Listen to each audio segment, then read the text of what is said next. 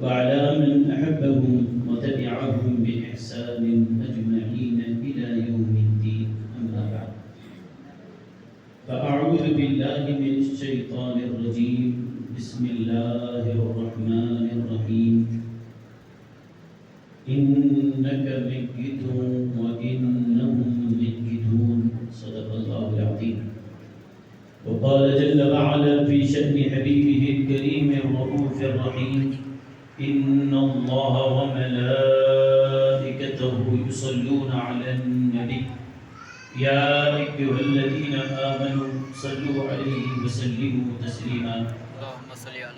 اللهم صل على سيدنا محمد طب القلوب ودوائها وعافية الأبدان وشفائها ونور الأبصار وضيائها وعلى آله وأصحابه وبارك وسلم تسليما كثيرا كثيرا.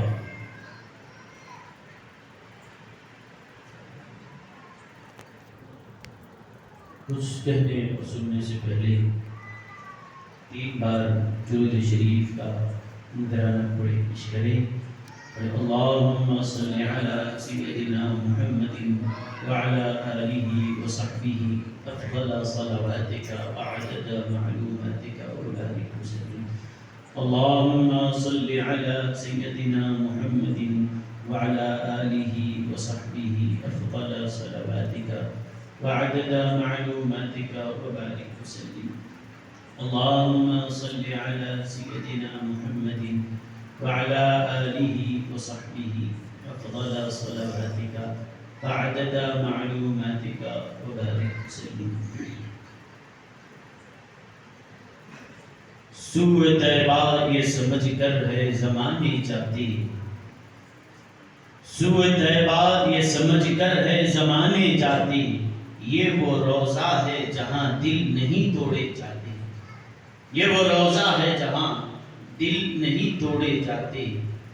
چشمے باطن سے مدینے کے نظارے دیکھو، چشمے باطن سے مدینے کے نظارے دیکھو، صرف آنکھوں سے یہ منظر نہیں دیکھے جاتے، صرف آنکھوں سے یہ منظر نہیں دیکھے جاتے.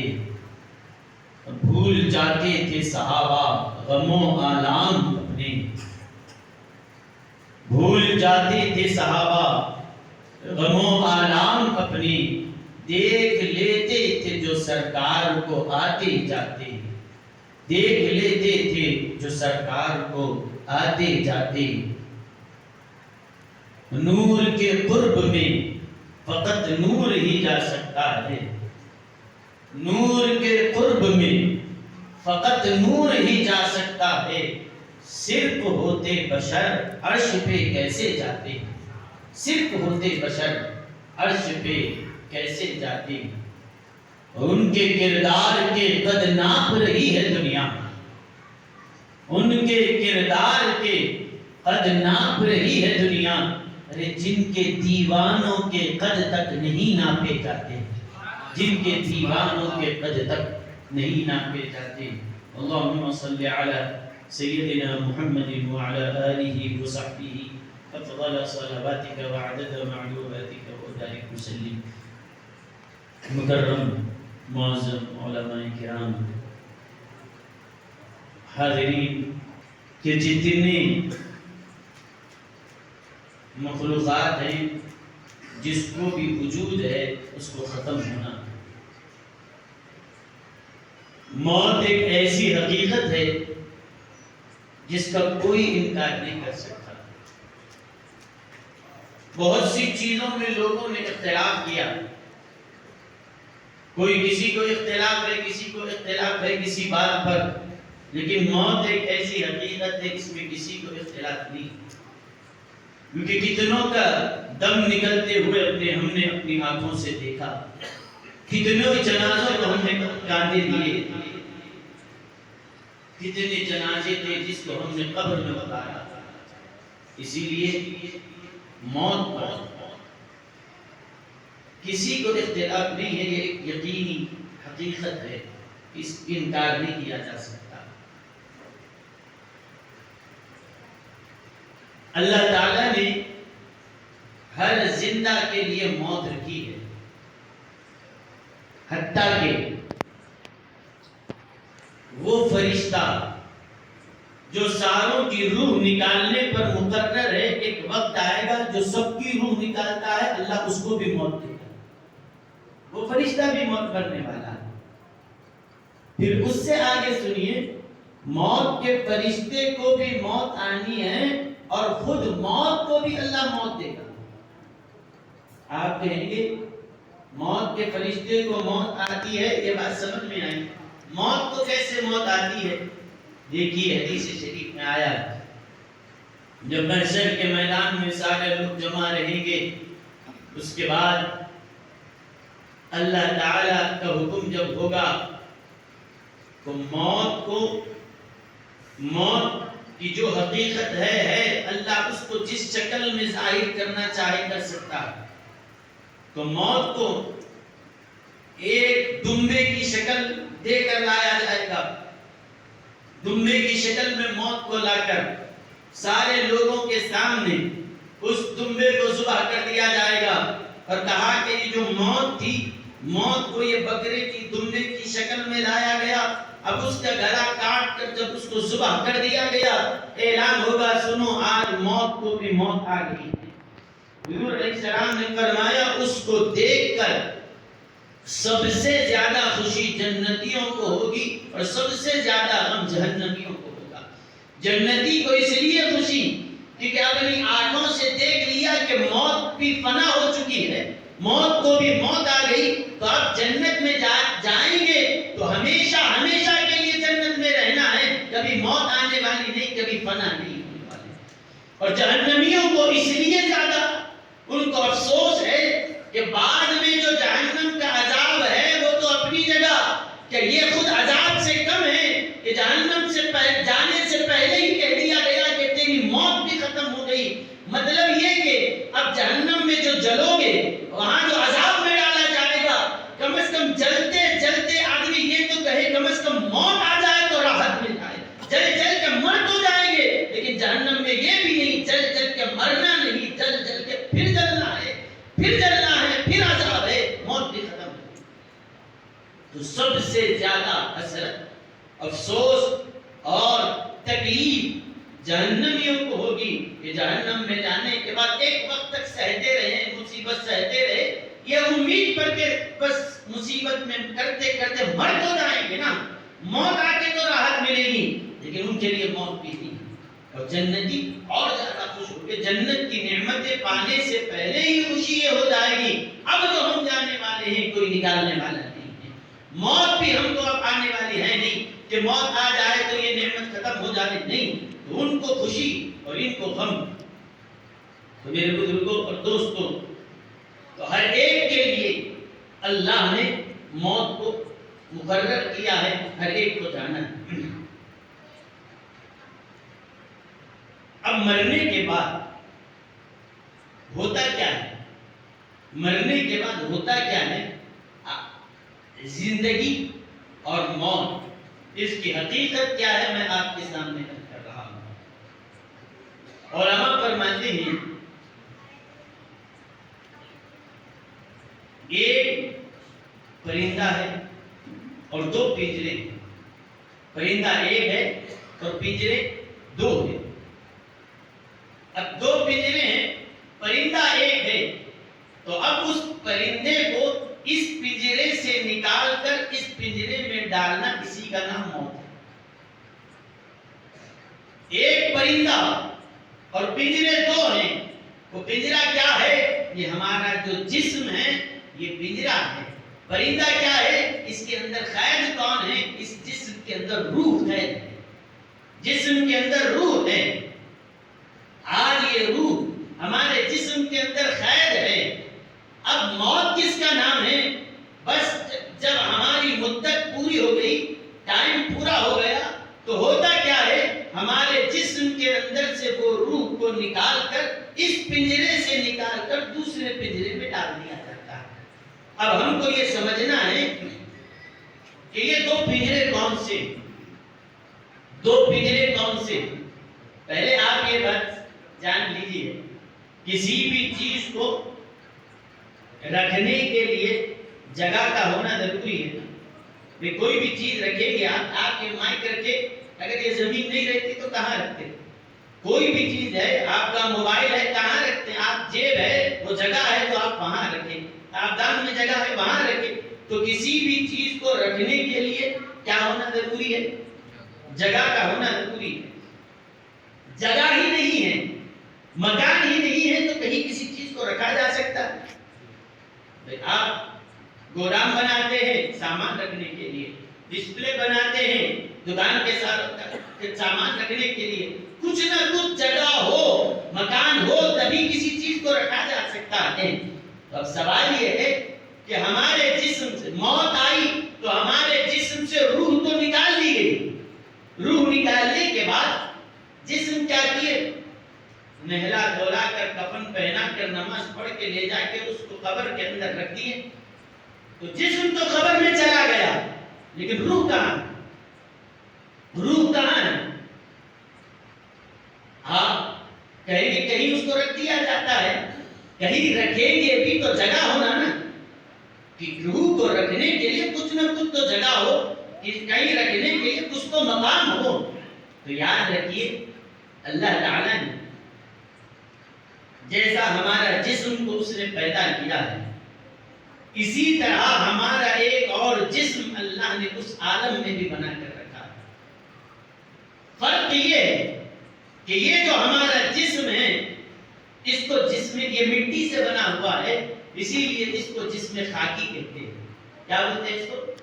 جسم خاکی. خاک بولتے ہیں مٹی کو. تو یہ ہمارا جسم خاکی ہے.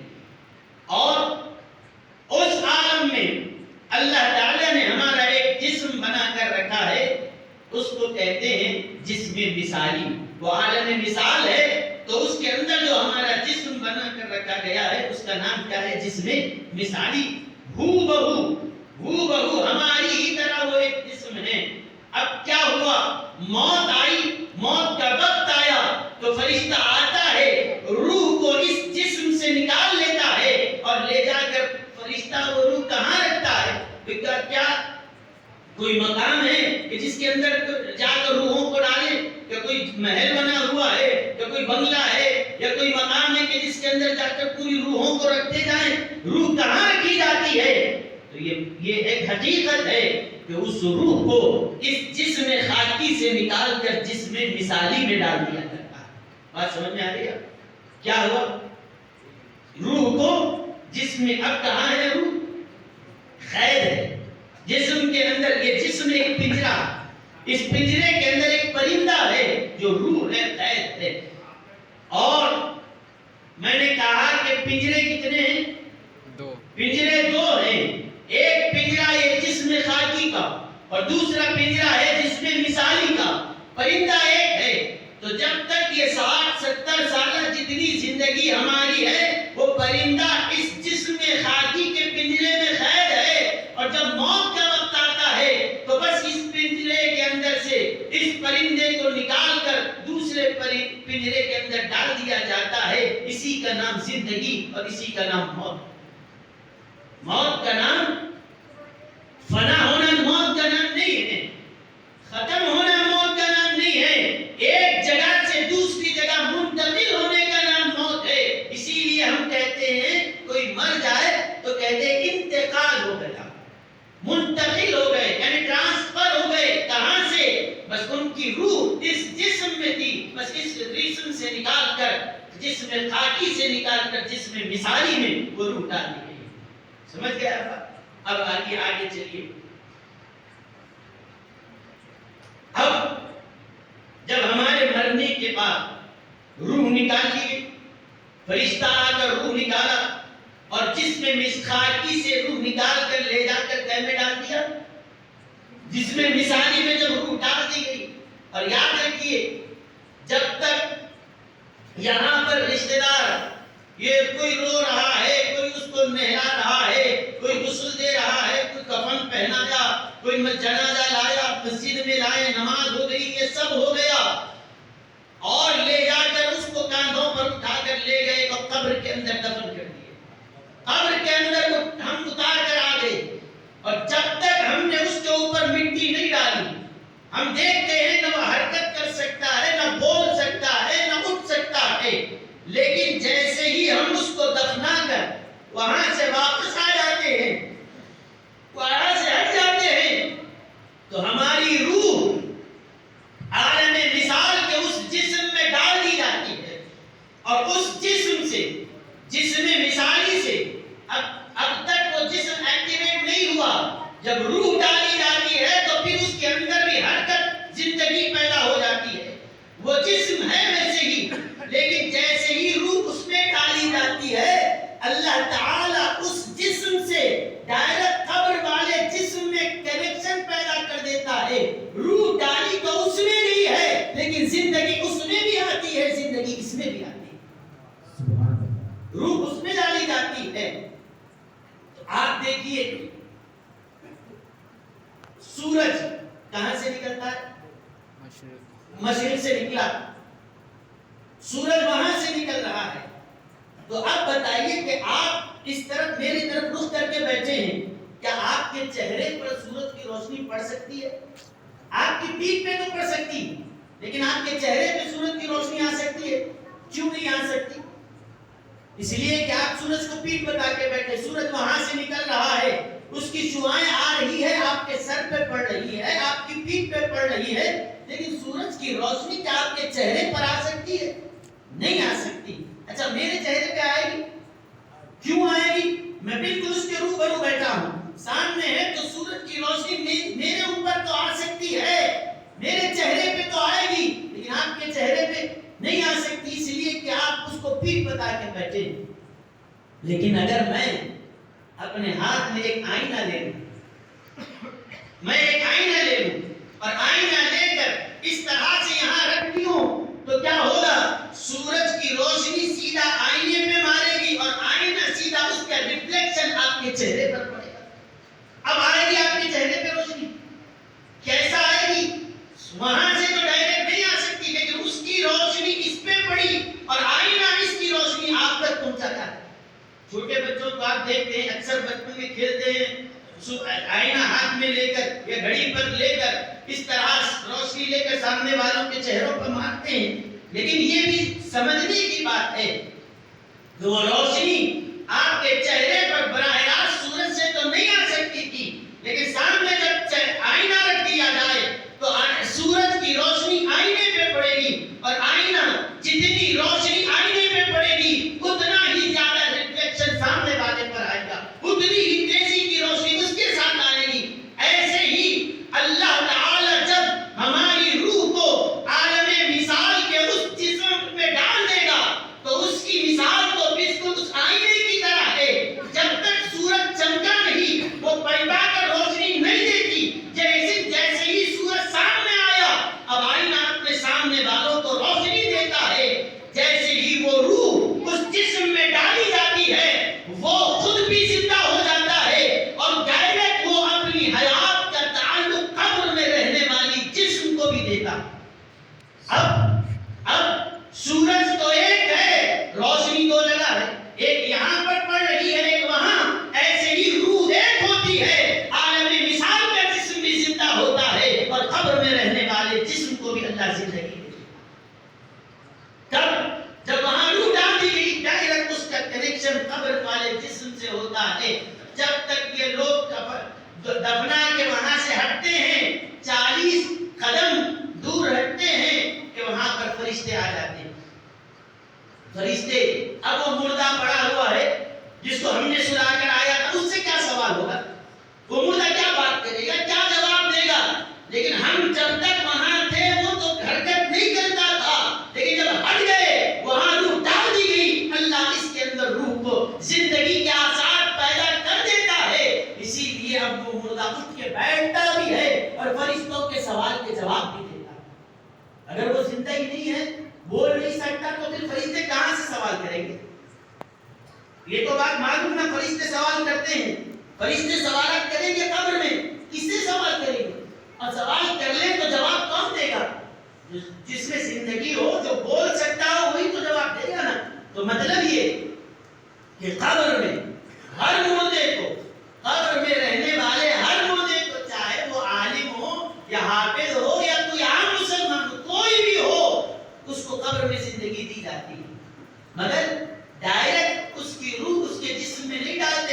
بلکہ اس کی روح کہاں ڈالی جاتی ہے؟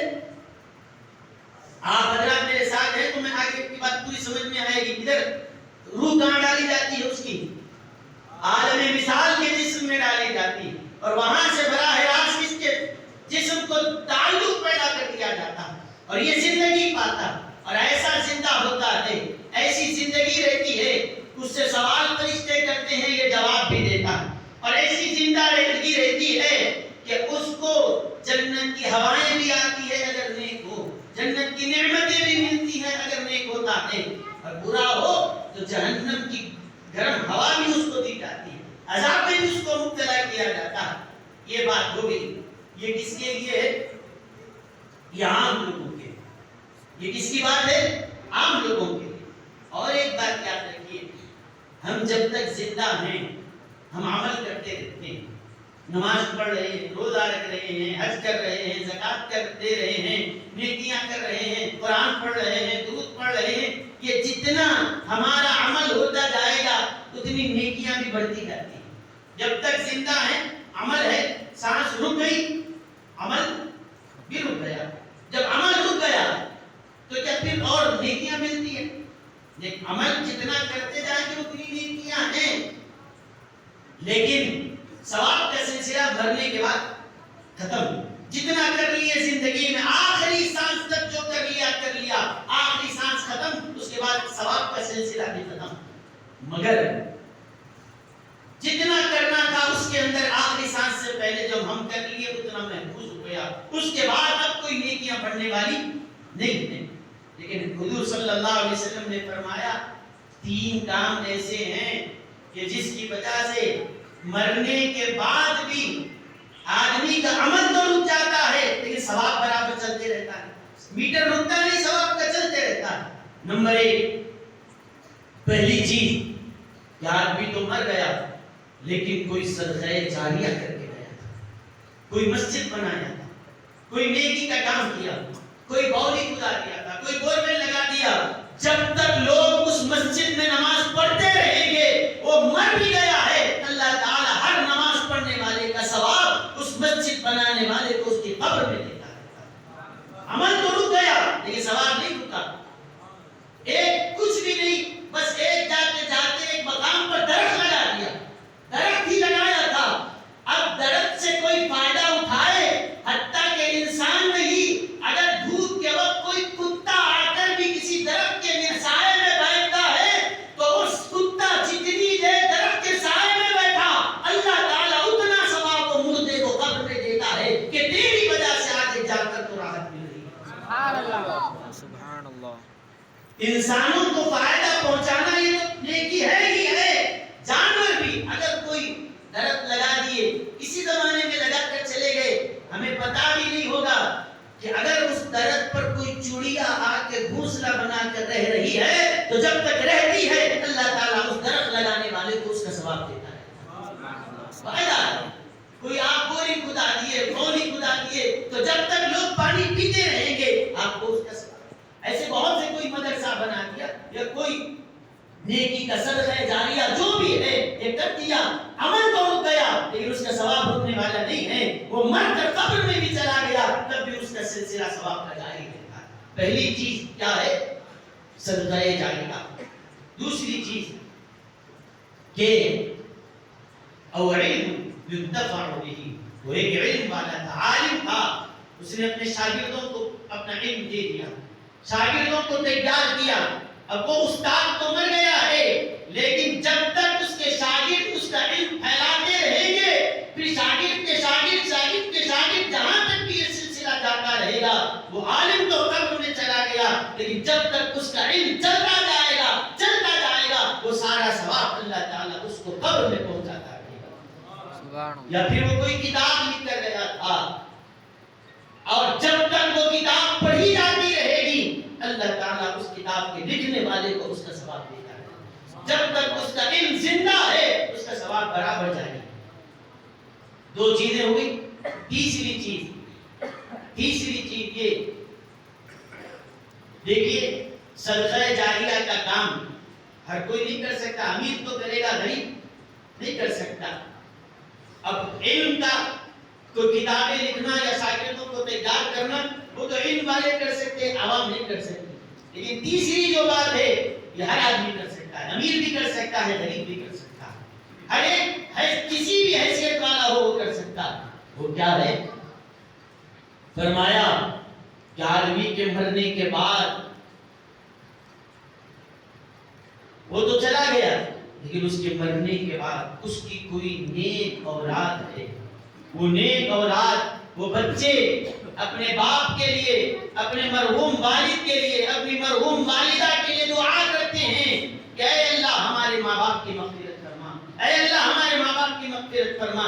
تو جو دعائیں وہ دعا کرتا ہے کہ اس کے درجات کو بلند کر، اس کی نیکیوں میں اضافہ فرما.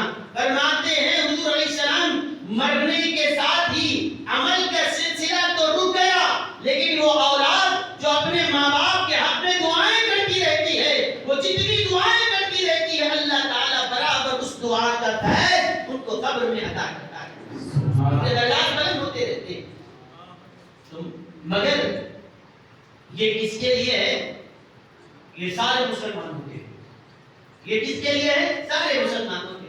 مگر ایک بات یاد رکھیے، ہم مر کر قبر میں چلے گئے، اگر صدقہ جاریہ کر کے گئے تھے تو اس کا ثواب ملے گا، یا پھر اگر کوئی علمی کام کرے تھے اس کا ثواب ملے گا، یا کوئی ہماری بات، ہماری اولاد، بیٹا یا پھر پوتا کوئی اور ہو، بڑ پوتا، نواسا، نواسیاں کوئی اگر ہمارے لیے دعا کر رہے ہیں ان کی دعا کا فیض تو ہمیں ملے گا.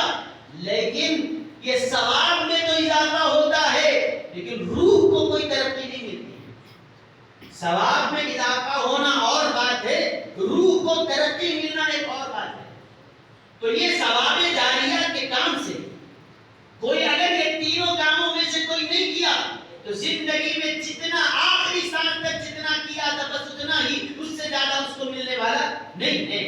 اگر کوئی جتنا عمل خود کرنا تھا کر دیا لیکن اس کے بعد اس کے لیے ایصال ثواب ہو رہا ہے، صدقہ جاریہ کے کام ہو رہے ہیں، تو اس کی روح تو ترقی نہیں کرتی لیکن ثواب بڑھتا جاتا ہے، اجر میں اضافہ ہوتا ہے لیکن روح ترقی نہیں کرتی. روح کی ترقی جب تک جتنا دنیا میں زندہ ہیں، جتنا ذکر کرو گے روح اتنی ترقی کرے گی، جتنا قرآن پڑھو گے روح اتنی ترقی کرے گی، جتنا حلال کھا کے رہو گے روح ترقی کرتی ہے. حرام لقمہ جاتا ہے تو پھر روح کی ترقی رک جاتی ہے، روح کمزور پڑتی ہے، نفس کو طاقت ملتی جاتی ہے. تو جب تک زندہ ہیں ہم روح کو ترقی دے سکتے ہیں، موت آ گئی روح کی ترقی رک جاتی ہے.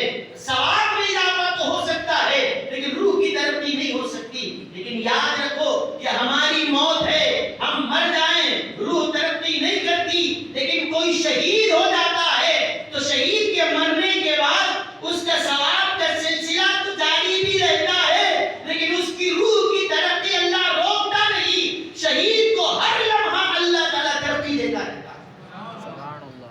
یہی فرق ہے ہماری موت میں اور شہید کی موت میں. ہماری موت یہ ہے کہ ہماری روح نکال کر عالم مثال کے اس جسم مثالی میں ڈال دی جائے. روح کی ترقی ہماری رک گئی، جہاں تک ہے وہیں پر رہتے ہیں. یہ عام لوگ ہیں لیکن کوئی شہید ہوتا ہے تو اس کی روح کی ترقی کو اللہ روکتا نہیں بلکہ ہر دن اس کی روحانیت میں اضافہ ہی ہوتا ہے، ترقی ہوتی ہے. اسی لیے عام لوگ مر جائیں تو کہتے ہیں مردہ ہے. شہید اگر مارا بھی جائے شہید کو مردہ نہیں کہتے، قرآن نے شہید کو زندہ کہا. سبحان اللہ. کیا آپ سوچتے ہیں شہید زندہ کیسے ہے؟ عقل مانتی ہے کہ شہید زندہ ہے؟ بھئی ہم دیکھتے ہیں کہ گلا کٹ گیا ہے، خون بہہ گیا ہے، جسم میں پورا زخم ہے اور روح نکل گئی ہے، بے جان ہے، ہم دیکھ رہے ہیں لیکن اللہ فرماتا ہے ہم کہتے ہیں کہ یہ زندہ ہے. زندہ کیسے ہیں؟ جسم تو بے جان ہو چکا ہے لیکن تم مرتے ہو تو روح کی ترقی روک دی جاتی ہے. شہید مرتا ہے اس کی روحانی ترقی نہیں رکتی، وہ مر بھی جاتا ہے تو روح ترقی کرتی جاتی ہے. سبحان اللہ. اس عالم میں اس کی روح ترقی کرتی ہے. اسی لیے فرمایا بل احیاء، بلکہ شہید زندہ ہوتا ہے. زندہ ہے تو کیسے ہیں؟ قرآن نے اس کو سمجھایا. وہ ایسے زندہ ہوتے ہیں عند ربہم یرزقون، اللہ کے پاس سے ان کو رزق بھی دیا جاتا ہے. شہیدوں کو اللہ رزق بھی دیتا ہے, وہ کھاتے پیتے بھی ہیں. اور فرحین مستبشرین وہ خوشحال رہتے ہیں. اور حدیث شریف میں آیا ہے کہ شہیدوں کے پاس اللہ تعالیٰ ان کو ایک پرندہ دیتا ہے, ہرے رنگ کا پرندہ ہوتا ہے. حدیث شریف میں آیا ہے کہ سبز رنگ کے پرندے ہوتے ہیں, اللہ تعالیٰ ان شہیدوں کو دیتا ہے. ان پرندوں پر بیٹھ کر شہید جہاں چاہتا ہے سیر کرتا ہے. جنت میں جہاں چاہے پھرے, اللہ کی طرف سے اس کو اجازت دے, جاؤ جہاں چاہے پھرو, جیسے جہاں چاہے جاؤ سیر کرو. وہ پرندے جیسے آج ہم کسی پلین میں بیٹھ کر کسی ہیلی کاپٹر میں بیٹھ کے سیر کرتے ہیں, اس جنت کے ان پرندوں پہ بٹھا کر اللہ تعالیٰ فرشتوں کو سیر کراتا ہے. وہ جہاں چاہے جائیں, جدھر چاہیں آئیں, کوئی ان کے لیے روک ٹوک نہیں. سمجھ گئے آپ بات؟ کیا عام مسلمان اور شہید میں فرق یہ ہے کہ ہم مرنے کے بعد ہماری روح تو جسم مثالی میں ڈال دی جاتی ہے, ثواب تو نیکیوں کا اور صدقہ جاریہ کی وجہ سے ثواب تو بڑھ سکتا ہے, لیکن عام لوگوں کی روح کی ترقی نہیں ہوتی. جہاں آخری سانس پہ تھی بس وہیں پر اس کی روح کی ترقی ہوتی ہے. لیکن شہید کے لیے اس نے چونکہ اپنا گلا کٹایا ہے خدا کے دین کے لیے ہے, اپنے آپ کو اللہ کے دین کے لیے قربان کیا. اللہ فرماتا ہے تو مر بھی جاتا ہے تو تیری ترقی رکتی نہیں ہے, تیری روحانی ترقی قیامت تک جاری ہے. اسی لیے کہا کہ شہید زندہ. سمجھ گئے آپ بات؟ کس کی زندگی سمجھ گئے آپ؟ عام مسلمان کی اور شہید کی. عام مسلمان بھی مر جاتا ہے تو اس کی روح نکال کر عالم مثال میں جو جسم ہے وہاں ڈال دی جاتی ہے. شہید کی روح بھی اسی جسم میں ڈال دی جاتی ہے, اسی جسم میں ڈال دی جاتی ہے. لیکن فرق یہ ہے کہ عام مسلمانوں کی روح ترقی نہیں کرتی, پر اس شہید کی روح ترقی کرتی جاتی ہے. یہ دونوں کے درجے تو آپ سن لیے. اب آج کے ہمارے آقا سیدنا محمد رسول اللہ صلی اللہ علیہ وسلم کے لیے بھی جیسے اللہ کا فیصلہ ہے کہ جتنے زندہ ہیں سب کو مرنا, ہر ایک کو مرنا ہے. باقی رہنے والی ذات صرف اللہ ہے.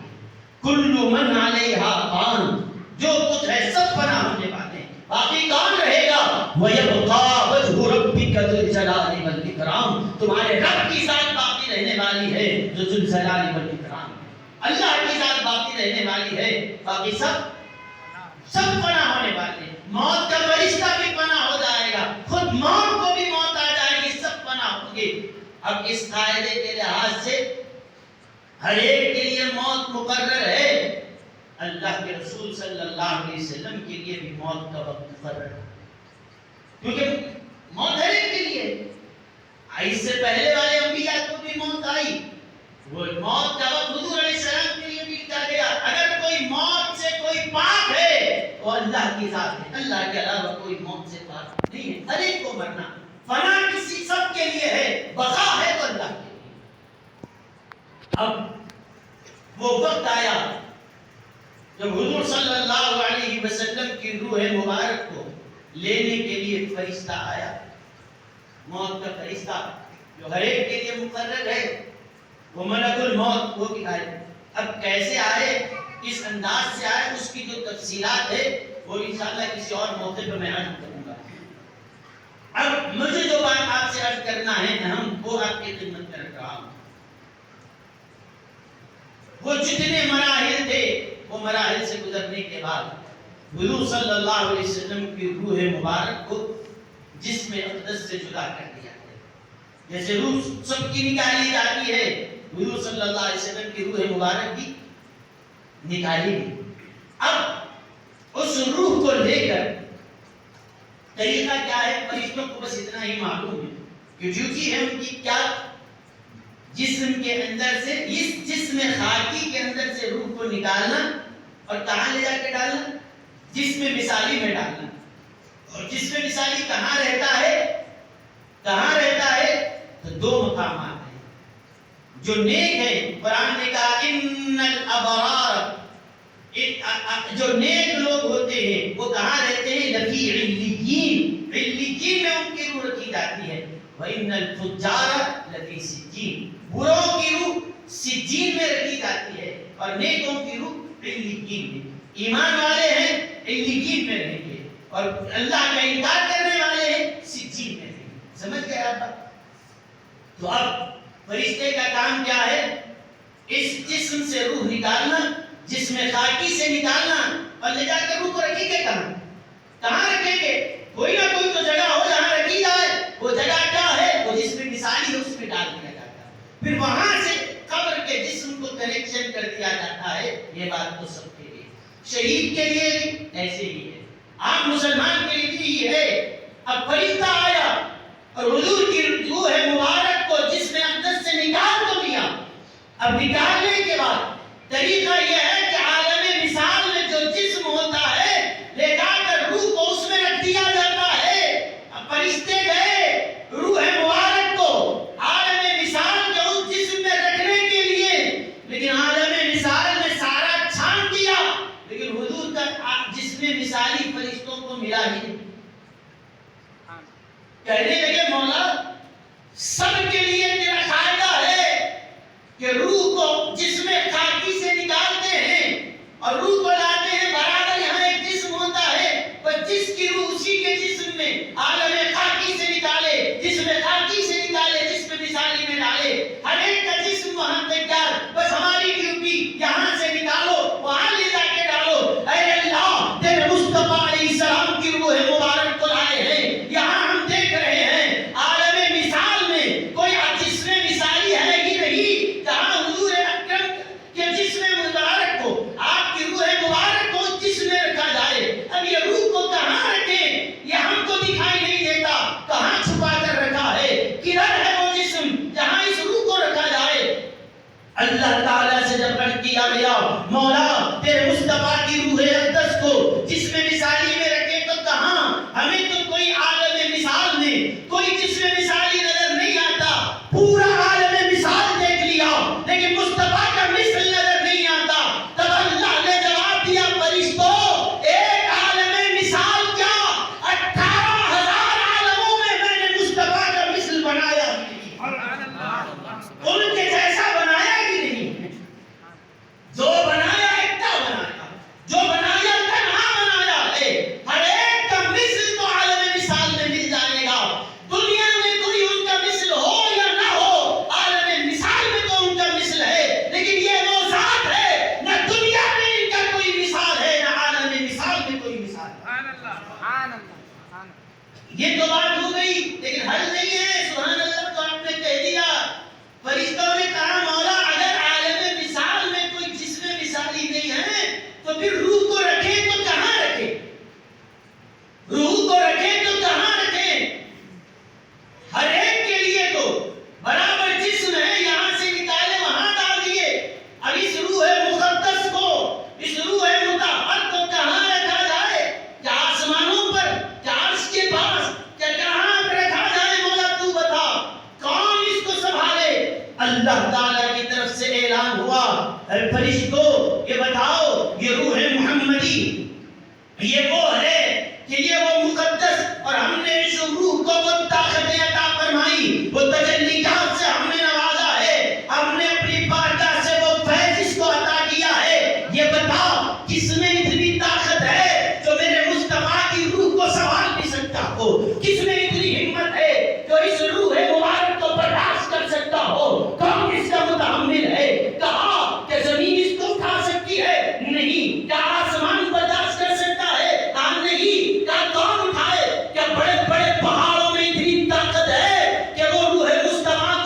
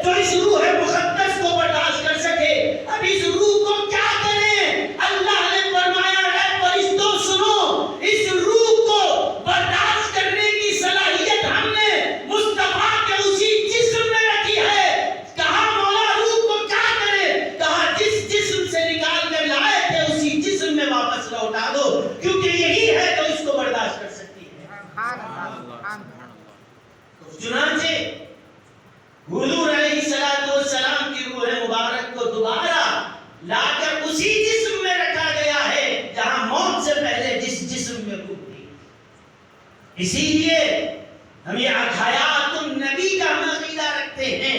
ہم یہ جو کہتے ہیں نا کہ حضور اپنی قبر میں ایسے ہی آج زندہ ہیں جیسے وصال مبارک سے پہلے زندہ تھے، اس لیے کہ یاد رکھو اور لوگ مرتے ہیں ان کی روح عالم مثال میں رکھی جاتی ہے. شہید بھی مرتا تو ہے لیکن قرآن نے اس کو زندہ کہا اس لیے کہ مرنے کے بعد بھی اس کی روح کی ترقی رکی نہیں، وہ مسلسل ترقی کرتا جاتا ہے. حالانکہ اس کی روح عالم مثال میں رکھی جاتی ہے پھر بھی وہ ترقی کرتا ہے. قرآن نے کہا کہ شہید کو مردہ کہنا بھی نہیں، مردہ سوچنا بھی نہیں ہے. تو میرے دوستو وہ جو شہید کی روح اس عالم میں رکھ کر اللہ نے شہید کو زندہ کہا ہے، تو حضور کی زندگی یہ شہید کی زندگی کی طرح نہیں ہے، بلکہ شہید کی روح تو اس عالم مثالی کے جسم میں رکھی جاتی ہے. مصطفیٰ کی روح عالم مثال کے جسم میں نہیں، اسی جسم خاکی میں رکھی گئی ہے جہاں مثال مبارک سے پہلے آپ کی روح تھی. سمجھ گئے آپ بات؟ اسی لیے ہم کہتے ہیں نبی زندہ ہیں. کیسے زندہ ہیں؟ جس طرح وصال مبارک سے پہلے زندہ تھے آج بھی ویسے ہی زندہ ہیں، کیونکہ ان کی روح کسی اور عالم میں نہیں اسی جسم اقدس میں رکھی ہوئی ہے. اسی لیے یاد رکھیے آپ کوئی آدمی مر جائے، کوئی بھی آدمی انتقال کر جائے، اس کے مرنے کے بعد کیا ہوتا ہے؟ اس کی جائیداد کا بٹوارا ہوتا ہے کہ نہیں ہوتا؟ بولیے. اچھا جائیداد کا بٹوارا مرنے کے بعد ہوتا ہے یا زندگی میں ہوتا ہے؟ جب تک آدمی زندہ ہے، جس کی جائیداد ہے، صاحب جائیداد زندہ ہے، تو جب تک زندہ ہے اس کی جائیداد کا بٹوارا ہوگا. کسی وارث کو حق ملے گا؟ نہیں ملے گا. بٹوارا مرنے کے بعد ہوتا ہے. لیکن یاد رکھو اللہ کے رسول علیہ السلام دنیا سے تشریف لے گئے تو آپ کی میراث تقسیم نہیں کی گئی ہے. جو کچھ چھوڑ کر گئے وہ تقسیم نہیں ہوا. کیوں؟ ہر مرنے والے کے مرنے کے بعد اس کی میراث بانٹی جاتی ہے، لیکن نبی کو اللہ نے ایسے زندہ رکھا کہ آپ کے وصال مبارک کے بعد بھی میراث نہیں بانٹی گئی، اس لیے کہ جو زندہ ہو اس کی میراث نہیں بانٹی گئی. دوسرا مسئلہ یہ یاد رکھیے کہ اگر کوئی مسلمان ہے انتقال ہو گیا اس کے مرنے کے بعد اس کی جو بیوہ ہے، اب ایسی بیوہ ہے جو بالکل بوڑھی ہو چکی ہے، اب وہ اس کے بعد تو کوئی دوسری شادی تو نہیں کرتی، بوڑھی ہو گئی. اگر کوئی نوجوان تھا شخص اس کا انتقال ہو گیا، اس کی بیوی کی بھی عمر زیادہ نہیں ہے، جوانی میں بیوہ ہو گئی عورت، تو کیا کرتے؟ عدت گزرنے کے بعد اگر وہ دوسری شادی کرنا چاہے تو کر سکتی ہے یا نہیں کر سکتی؟ کتنے ایسے آپ لوگوں نے دیکھا ہوگا کم عمر بچی تھی، شوہر مر گیا، کوئی ایکسیڈنٹ ہوا یا کسی بیماری یا کسی وجہ سے شوہر مر گیا، کیا جوان عورت کو زندگی پر ویسے ہی رکھیں گے یا پھر اس کی کوئی مناسب رشتہ آ جائے تو کہیں گے ابھی عمر کم ہے؟ بوڑھی بہت زیادہ ہوگی تو الگ بات تھی، ابھی جوان ہے تو لہٰذا کیا کریں گے؟ شادی کرنا چاہیں تو شریعت یہ کہتی ہے 4 مہینے 10 دن اس کی عدت ہے، عدت گزرنے کے بعد شادی کر سکتے. کیوں؟ کہ اب تک تو کسی اور کے نکاح میں تھی، لیکن جب موت آ گئی ہے تو موت اس کے اور بیوی اور شوہر کا جو رشتہ ہے موت کی وجہ سے وہ ٹوٹ جاتا.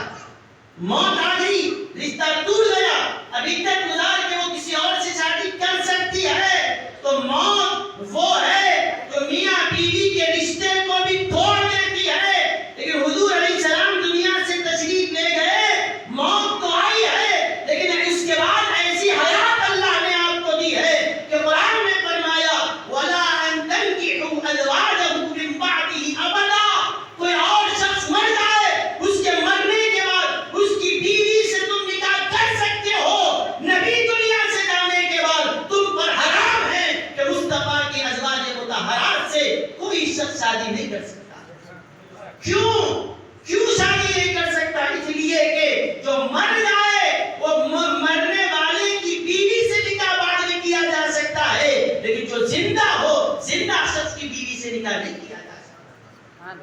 مطلب یہ کہ موت آتی ہے، ہر ایک کا نکاح ٹوٹ جاتا ہے۔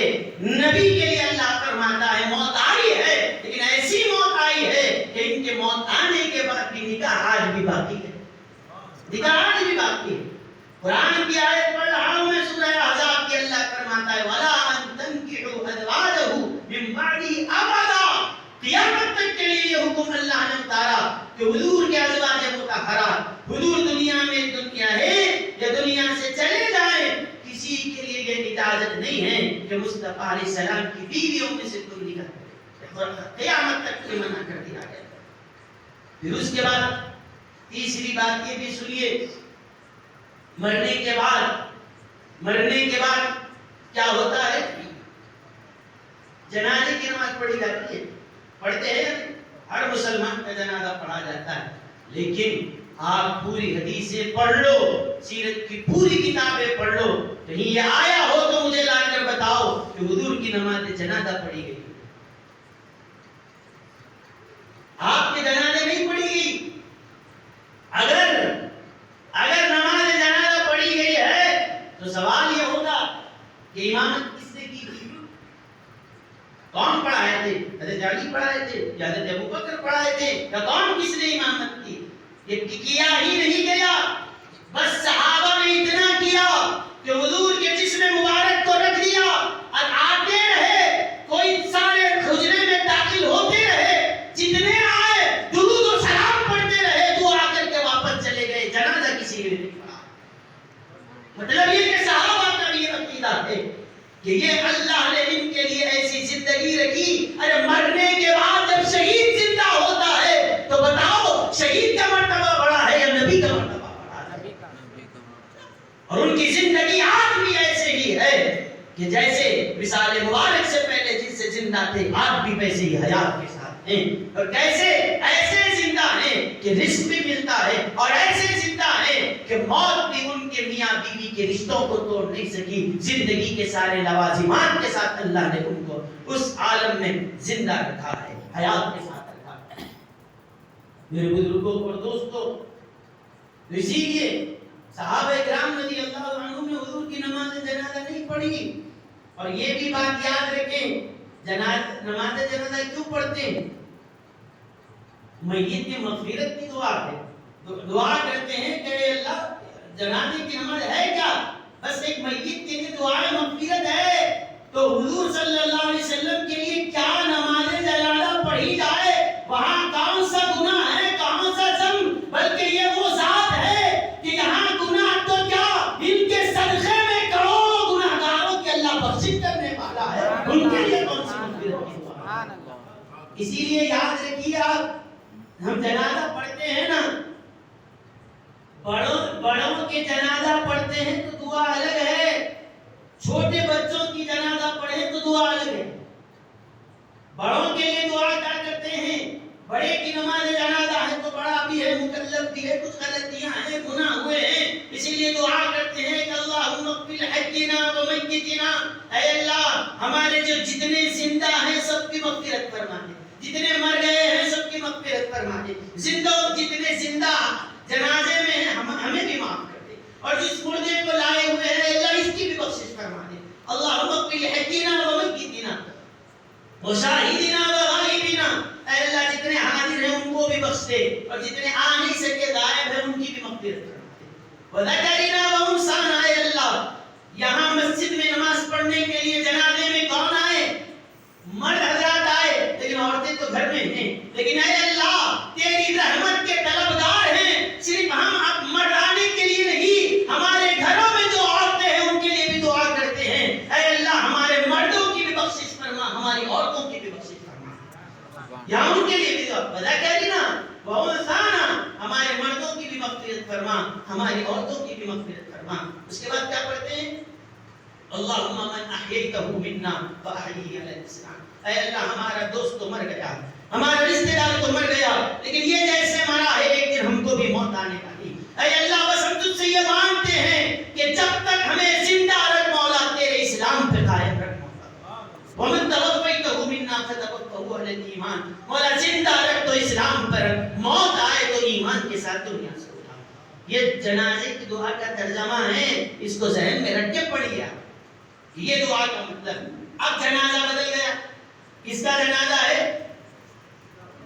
نابالغ بچے کا، یا پھر کسی مجنون کا، پاگل کوئی شخص ہے، مجنون ہے، یا نابالغ بچہ اور بچی ہے، اس کا جنازہ لایا گیا۔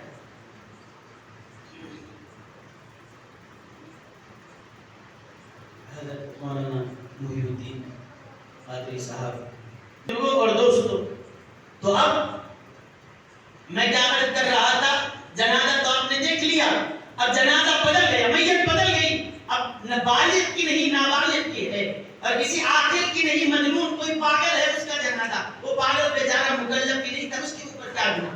پاگل کا کوئی گناہ نہیں، کوئی گناہ کیا نہیں، چھوٹے بچے ان کا کوئی گناہ نہیں۔ اب ان کو سامنے رکھ کر یہ دعا نہیں کرتے اللہ ان کی مغفرت کر دے، یہ نہیں کہتے، بلکہ یہ کہتے ہیں اے اللہ ان کا تو کوئی گناہ نہیں، یہ بے گناہ ہیں، ان کے صدقے میں ہماری مغفرت فرما۔ اب دعا بدل جاتی ہے، گناہگار ہے تو اس کے لیے دعا ہوگی، گناہگار ہے تو اس کے لیے دعا ہوگی، اگر بے گناہ ہو تو پھر اب اس کا فائدہ نہیں، یہ نماز پڑھنے والوں کا فائدہ ہے کہ اے اللہ اس بے گناہ کے صدقے میں ہماری مغفرت فرما۔ کیا دعا کرتے ہیں؟ اللہم اجعلہ لنا شافعا، اے اللہ اس کو کل قیامت کے دن ہمارے لیے سفارش کرنے والا بنا۔ ہم تو گناہ کر کے آئے، کیا منہ لے کے آئے مولا، یہ تو بے گناہ ہے، کوئی تیری نافرمانی کیا ہی نہیں، یہ تو بے گناہ ہے، اے اللہ اس کو ہمارے حق میں سفارشی بنا۔ یہ جو شفاعت کرے گا اس کی شفاعت کو ہمارے حق میں قبول فرما، یہ دعا کی جاتی۔ اللہم اجعلہ لنا فرطا، اے اللہ یہ ہمارا چھوٹا سا بچہ تو انتقال کر گیا، چھوٹا سا بچہ انتقال کر گیا، اے اللہ ہم اس کو آگے بھیج رہے ہیں، اس کو ہم آگے اس لیے بھیج رہے ہیں، یہ آگے جا کر ہمارے لیے آسانیاں پیدا کرنے والا بنتا ہے، یہ وہاں بھی جائے تو اس عالم میں جانے کے بعد بھی اللہ سے عرض کرتا رہے مولا میرے ماں باپ آنے والے ہیں، میرے ماں باپ پہ کوئی سختی نہ فرما۔ یہ بچے کل ماں باپ کو جہنم میں جب ڈالا جائے گا، یہ چھوٹے چھوٹے بے گناہ بچے جہنم کے دروازے کے پاس آ کر کھڑے ہو جائیں گے اور اللہ سے کہیں گے مولا یہ ہمارے ماں باپ ہیں، ہماری سفارش سے اللہ ان کو جہنم سے بچا لے۔ اللہ فرماتا ہے فرشتوں یہ جہنمی ہیں، ان کو جہنم میں لے جایا جا رہا تھا ان کے گناہ کی وجہ سے، لیکن ان کے بے گناہ بیٹوں کی وجہ سے، اولاد کی وجہ سے ہم ان کو جنت کی طرف جانے کا حکم دے رہے ہیں۔ ان کے گناہ ان کو جہنم میں لے جا رہے تھے، لیکن ان کے وہ چھوٹے چھوٹے بچے یا بچیاں جو تھی جو بچپن میں انتقال کر رہی ہے، وہ ان کے لیے شفاعت کریں گے، ان کے لیے سفارش کریں گے، اور اللہ تعالیٰ ان کی شفاعت کے بدلے ان کو جنت میں داخل کرے گا۔ وَجَعَلْهُ لَنَا أَجْرًا وَذُخْرًا، اے اللہ یہ بچہ یہاں رہتا تو کماتا تھا، یہاں کما کے دیتا تھا، اے اللہ تو نے لے لیا ہے تو اب کیا کر، وہاں جانے کے بعد ہمارے لیے اس کو ثواب بنا دے، اس کو ذخیرہ کرنے والا بنا، اور پھر وَجَعَلْهُ لَنَا شَافِعًا وَمُشَفَّعًا، اس کو کیا کر ایسا بنا دے کل قیامت کے دن ہماری شفاعت کرنے والا بھی ہو، اور ایسا ہو کہ یہ جو مانگتا جائے تو عطا بھی کرتا جائے، یہ بولتا جائے اور تو قبول کرتا جائے۔ یہ دعا پڑھی جاتی ہے کب؟ جب کوئی مجبور ہو یا پھر چھوٹا بچہ ہو تو یہ دعا۔ تو آپ بتائیے یہ بے گناہ بچہ ہے، یہاں معاملہ کس کا ہے؟ نبی جو سید المعصومین ہیں، نہ گناہ ان کے پاس جا سکتا ہے نہ وہ گناہ کے پاس جا سکتے ہیں، وہ معاملہ ہی کا ہے۔ اسی لیے ہم کہتے ہیں اللہ کے حبیب علیہ السلام اپنی قبر اطہر میں آج بھی ویسے ہی زندہ ہیں جیسے مثال مبارک سے پہلے زندہ تھے۔ بس ایک بات کہہ کر اپنی گفتگو کو ختم کر رہا ہوں، وہ یہ کہ یہ حضرت سیدنا امام احمد کبیر رفاعی رحمۃ اللہ علیہ جو سلسلہ رفاعیہ کے بانی ہیں، ان کی یہ کرامت سارے عالم میں مشہور ہے۔ دیوبندی ہوں، بریلی ہوں، ندامی ہوں، اشرفی ہوں، ہر ایک نے اس کو بیان کیا ہے۔ وہ یہ کہ حضرت سیدنا امام احمد کبیر رفاعی رحمۃ اللہ علیہ جب اللہ کے رسول صلی اللہ علیہ وسلم کی بارگاہ اقدس میں حاضر ہوئے، محبتوں کے ساتھ، عقیدت کے ساتھ تڑپتے ہوئے گئے مدینہ طیبہ، ایک ایک قدم محبت کے ساتھ اٹھا کر رکھا۔ جب پہنچے تو رات کا وقت تھا، دروازے معمور کر دیے گئے تھے، حرم کے دروازے بند تھے۔ اب تو 24 گھنٹے کھلے ہیں، اس زمانے میں رات میں بند کر دیے لیکن وہ عاشق جو تڑپتے ہوئے آئے تھے باہر تھے اور دروازے کے پاس ہی کھڑے ہو کر کہا کہ یہ دروازے بند کر کے اس عاشق کو تو روکا جا سکتا ہے، ہم پر تو پابندی لگائی جا سکتی ہے، لیکن اس عاشق کی فریاد کو مصطفیٰ تک پہنچنے سے کوئی نہیں روک سکتا، اس پہ کوئی دروازے نہیں ہیں، اس کے لیے کوئی تالا نہیں ہے۔ باہر سے ہی عرض کیا السلام علیکہ یا جدی، کیونکہ وہ سیدزادے تھے، حضور کی آل ہیں، دروازے کے پاس ہی کھڑے ہو کر عرض کیا السلام علیکہ یا جدی، اے میرے نانا جان آپ کا نواسا آیا ہے اور سلام عرض کر رہا ہے، میرا سلام قبول کر دو۔ باہر دروازے سے کہا، جیسے ہی آواز گئی خبر اطہر سے آواز آئی وعلیک السلام یا ابنی، اے میرے بیٹے تجھ پر بھی میرا سلام ہو۔ جیسے ہی یہ آواز آئی، اب تک تو دروازے بند تھے، تالے ڈالے ہوئے تھے، اب خود بخود تالے ٹوٹ کر گر گئے، دروازہ کھلا اور خبر اطہر سے آواز آئی اے بیٹے آ جا، تیرا نبی تیرا استقبال کر رہا ہے، آ اپنے نبی کی بارگاہ میں تجھے اجازت دے۔ دروازے کھل گئے۔ اسی لیے یاد رکھو کہ ان کو جانے کے لیے رکاوٹیں تھی، دروازے حائل تھے، تالے ڈال دیے گئے تھے، لیکن تڑپتے دل سے جب عاشق فریاد کرتا ہے، جب تڑپتے دل سے کوئی اپنی تمناؤں کا اظہار کرتا ہے، مصطفیٰ جب اس پر کرم کرتے ہیں تو ایسے اسباب بن جاتے ہیں کہ وہ اپنے چاہنے والوں کو مدینہ بلا لیتے ہیں، چاہے کتنے حائل کیوں نہ ہو، کتنی رکاوٹیں کیوں نہ ہو، ساری زنجیریں ٹوٹ جاتی ہے جب ان کا کرم ہوتا ہے کہ حبیب داور شبیر محشر غریب پرور کرم کے خوگر کسی کے خوابوں میں آ رہے ہیں، کسی کو در پر بلا رہے ہیں، کسی کے خوابوں میں آ رہے ہیں، کسی کو در پر بلا رہے ہیں۔ تو جب گئے اور حاضر ہو کر حضرت احمد کبیر رفاعی عرض کرتے ہیں کہ یا رسول اللہ فی حالت البعد روحی کنت ارسلها، یا رسول اللہ جب میں اپنے وطن میں تھا، اپنے علاقے میں تھا، تو ہم چاہے جہاں کہیں رہیں ہماری جان آپ کے قدموں میں پڑی رہتی تھی، جسم ہو کہیں اپنا دل تو ہے مدینے میں، ہم کہیں اور تو تھے یا رسول اللہ، لیکن میں تو نہیں آ سکتا تھا، لیکن میری روح مدینہ آتی تھی اور آ کر آپ کی چوکھٹ کا بوسہ لے کر جاتی۔ یہ نہیں ہے کہ ہمارا جسم تو عراق میں ہے، ہمارا جسم تو اپنے وطن میں، لیکن جہاں کہیں رہے عاشق کا دل تو مدینے میں ہوتا ہے۔ حضور ہماری روح آپ کے قدموں میں ہوتی تھی اور روح آتی تھی تو آپ کی چوکھٹ کو چوم کے جاتی تھی۔ اب کہنے لگے، انداز دیکھو، کہنے لگے احادی دولت الاشباح قد حضرت فامدد یمینک کی تحوا بها شفتي۔ حضور روح آتی تھی تو چوکھٹ کو چومتی تھی، آج صرف روح ہی نہیں غلام سراپا حاضر ہوا ہے اور آج چوکھٹ کو چومنا نہیں، آپ اپنا ہاتھ نکالیے، آپ کے دست اقدس کو چومنا چاہتا۔ سبحان اللہ۔ اور تمنا کی کیونکہ ہم نے حدیثوں میں پڑھا ہے کہ آپ نے فرمایا، دارقطنی کی حدیث ہے کہ حضور علیہ السلام نے فرمایا من زارنی بعد وفاتی کان کمن زارنی فی حیاتی، جو میری وفات کے بعد بھی میری قبر کی زیارت کے لیے آتا ہے تو وہ قبر کی زیارت نہیں کرتا، مجھ سے ملاقات کے لیے آ رہا۔ تو کہنے لگے حضور آپ نے فرمایا یہاں آنا یہ زیارت نہیں ملاقات ہے، اور صحابہ جب ملاقات کرتے تھے تو آپ مصافحہ بھی کرتے تھے، وہ آپ کے ہاتھوں کو چوما کرتے تھے، وہ اور ہیں جو زیارت کر کے جائیں گے، میں زیارت کے لیے نہیں ملاقات کے لیے آیا ہوں اور ایسے ہی مل کر جاؤں گا جیسے صحابہ آپ کا ہاتھ چوم کے جاتے ہیں۔ ان کا ناز تھا، عرض کیا تو کیا ہوا، اس وقت جتنے زائرین تھے سبوں نے دیکھا کہ حضور علیہ السلام کی قبر اطہر سے آپ نے اپنا ہاتھ باہر نکالا اور جب دست مبارک باہر آیا حضرت احمد کبیر رفاعی آگے بڑھے، حضور کے ہاتھ کو چوما، پھر واپس اپنے مقام پر آ گئے۔ لیکن یہ تو بات طے ہے اور یہ اتنی مشہور کرامت ہے جو تواتر کے ساتھ آئی ہے، کوئی اس کا انکار کر ہی نہیں سکتا۔ دیوبندی